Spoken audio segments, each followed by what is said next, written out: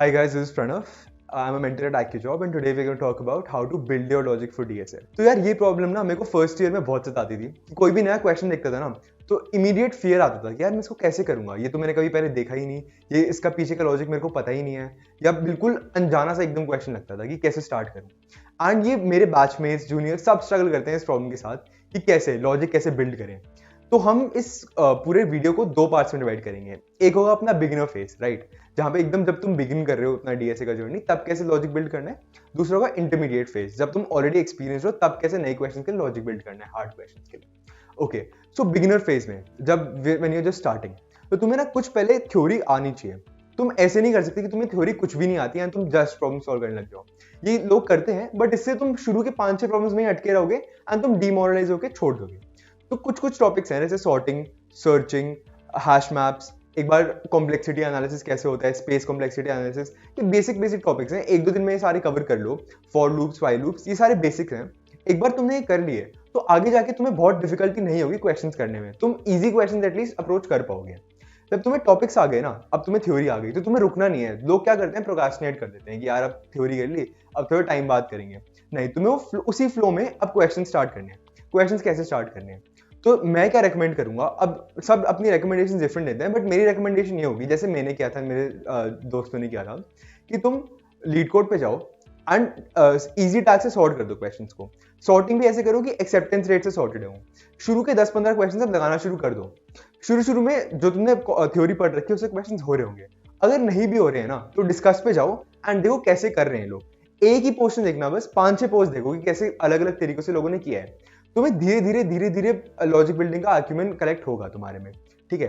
And logic building का सब यही बोलते हैं कि यार 2 ही स्टेप्स हैं, एक बार पैटर्न्स ऑब्जर्व कर लो एंड प्रैक्टिस कर लो। जो हमें जैसे 10th में मैथ्स में बोलते थे ना कि यार प्रॉब्लम नहीं हो रही मैम कैसे करूं, तो बोलते थे कि प्रैक्टिस करो, पैटर्न ऑब्जर्व करो। ऐसे नहीं होता, कैसे करना है that is the main problem है, राइट। कैसे करूं ये, तो वही हम बात करेंगे। तो प्रैक्टिस कैसे करनी है, तुम्हें इजी क्वेश्चन से स्टार्ट करना है। एक्सेप्टेंस रेट हाई होगा जिसका, तो वो क्वेश्चंस करने से ना तुम्हारे एक बार बेसिक्स बिल्ड हो जाएंगे लॉजिक बिल्डिंग के भी। एंड तुम आगे के थोड़े मीडियम क्वेश्चंस या थोड़े इजी में भी जो मुश्किल वाले होते हैं वो भी तुम अप्रोच कर पाओगे। अब एक और चीज का इसमें ध्यान रखना है, बिगिनर फेज में लोग क्या करते हैं ना, यूट्यूबर की शीट्स फॉलो करते हैं। जैसे स्ट्राइवर की शीट हो गई, जो मैंने भी मिस्टेक करी है अपने टाइम पे। तो स्ट्राइवर की शीट फॉलो करते करते एक क्वेश्चन हुआ तो अगले बढ़ गया, बस मैं करने के लिए कर रहा हूँ क्वेश्चंस। मैं उसके पीछे का लॉजिक नहीं देख रहा कि कैसे, मतलब कैसे पहुंचे हम सोल्यूशन पे। अगर नहीं समझ आ रहा तो फटाफट सोल्यूशन देख के आगे बढ़ रहा हूँ। तुम्हें ऐसे नहीं करना, तुम्हें हर क्वेश्चन पे टाइम स्पेंड करना है। अगर तुम्हारा हो भी गया ना तो तुम्हें अगले क्वेश्चन पे मूव नहीं करना, तुम्हें देखना है कि बाकी लोग कैसे कर रहे थे, क्या मेरा सोल्यूशन सबसे ज्यादा ऑप्टिमल था। क्योंकि इंटरव्यूअर तुमसे एक सोल्यूशन पूछ के आगे नहीं बढ़ता। इंटरव्यूअर एक क्वेश्चन के ना 5 सोल्यूशन पूछेगा कि तो अच्छा तुमने ऐसे कर दिया, अगर इजी दिया ना तो बोलेगा अच्छा तुमने ऐसे कर दिया, अगर हम ऐसे करते तो, अगर हम ऐसे करते तो। और अगर तुम रट के आगे बढ़ रहे हो, ऐसे नहीं होता। तुम्हें लॉजिक बिल्ड करना है। एक क्वेश्चन कर लिया, उसको डिस्कस पे जाओ, डिस्कस पे जाके देखो कि कहाँ पे लोगों ने कैसे कैसे कर रखा है। Again leet code discuss is a gold mine है। यहाँ पे तुम्हें सब पता चल जाएगा जो तुम्हें इंटरव्यू के लिए चाहिए कि कैसे कैसे लोग अप्रोच कर रहे हैं क्वेश्चंस को। एंड तुम इंटरव्यूअर को भी जब 2-3 अप्रोच बता दो ना एक क्वेश्चन की, तो खुद इंप्रेस होता है कि हाँ इसको जेन्युइनली आता है, ये सिर्फ क्वेश्चन रट के नहीं आ गया है, ठीक है। तो इंटरव्यूअर तुम्हारी लॉजिक चेक कर रहा है, वो ये नहीं चेक कर रहा है कि तुमने कितने क्वेश्चन रटे हुए हैं, ठीक है। तो हमें क्वेश्चन के नंबर के पीछे नहीं भागना, हमें कंप्लीटनेस देखनी है कि हमने कंप्लीट ढंग से करा है वो क्वेश्चन।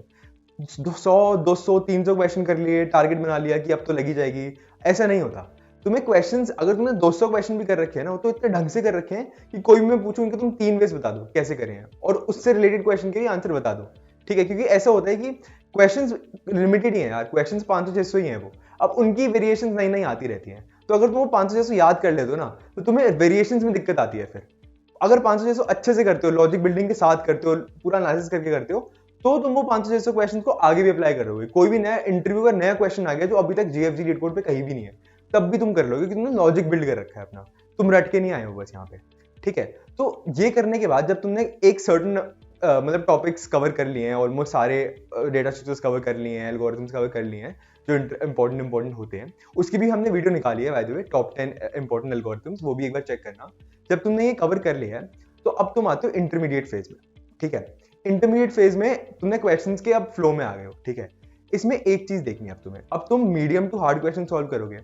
तो जब तुम क्वेश्चन सॉल्व कर रहे हो ना मीडियम टू हार्ड, तो कुछ क्वेश्चन होते हैं जो देख के कुछ समझ नहीं आती क्या करें, कुछ नहीं आता समझ में।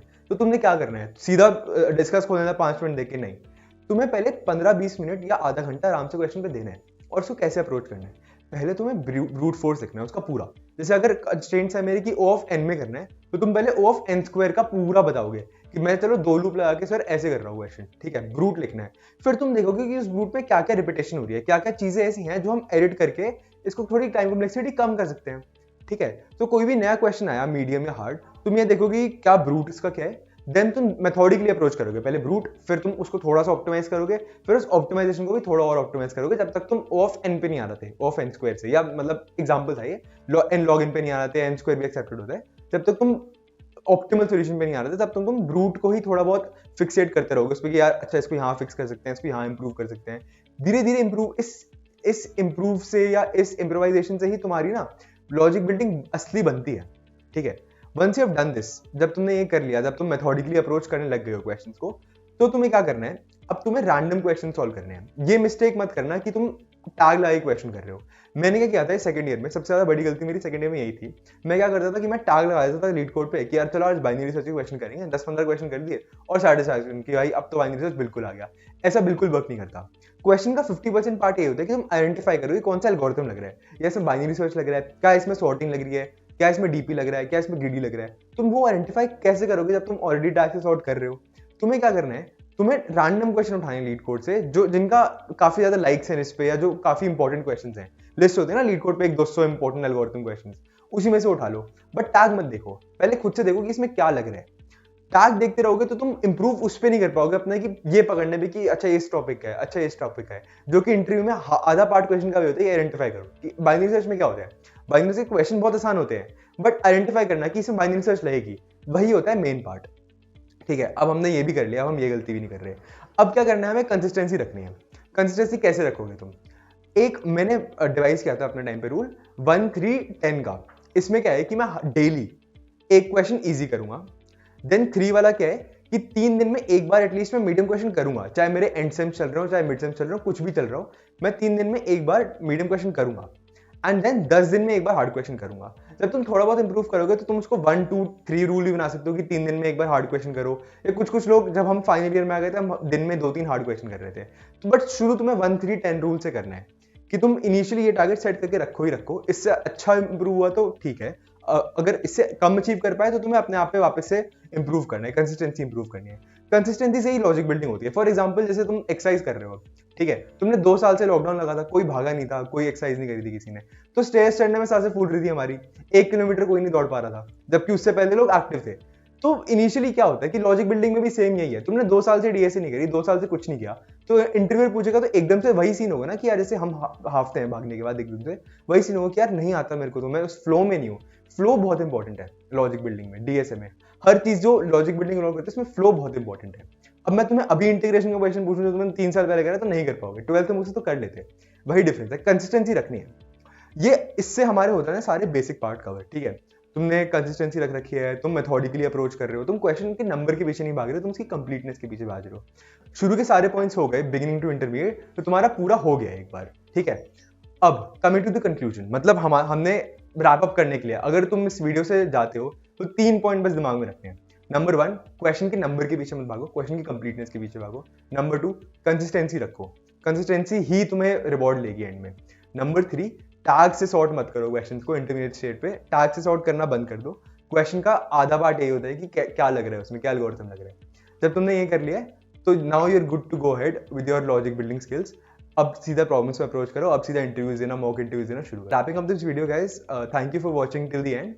Please like, share and subscribe.